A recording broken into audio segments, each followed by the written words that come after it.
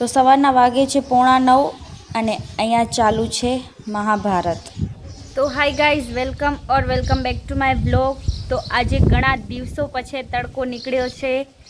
હમણાં વરસાદ જેવું જ રહેતું હતું, તો આજે કેવડા દિવસ પછી આજે તડકો નીકળ્યો. તો આજે હું પૂરો વ્લોગ ગુજરાતીમાં જ બનાવીશ અને તમે મને કહેજો કે તમને હિન્દીમાં ગમે છે કે ગુજરાતીમાં. તો હવે તે એવો જ વ્લોગ બનાવીશ, ગુજરાતીમાં કે હિન્દીમાં.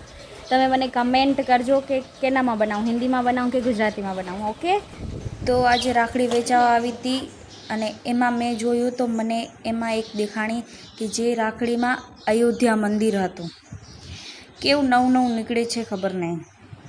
અને અહીંયા જો પાણીની કોથળી ટીંગાડી છે, એનાથી માખીઓ નથી. એ શું સાચું હોય કે પાણીની કોથળી આમ ટીંગાડવાથી માખીઓ હાલી જાય?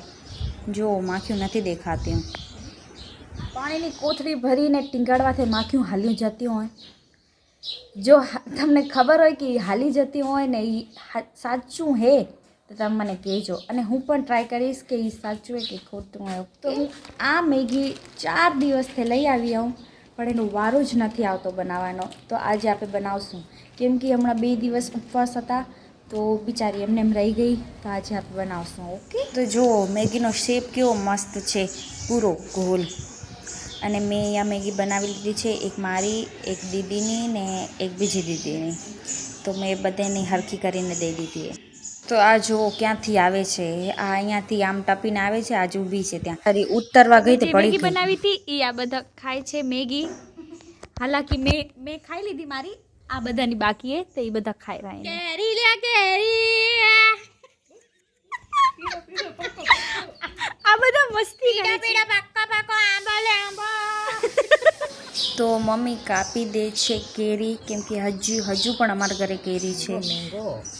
તો અમારા ઘરે હજી પણ કેરી છે અને સિઝન પૂરી થઈ ગઈ છે, છતાંય અમારા ઘરે હજી કેરી છે. જો તો અહીંયા થાય છે સાડીની શોપિંગ, ખાલી જોશે અને લેશે નહીં.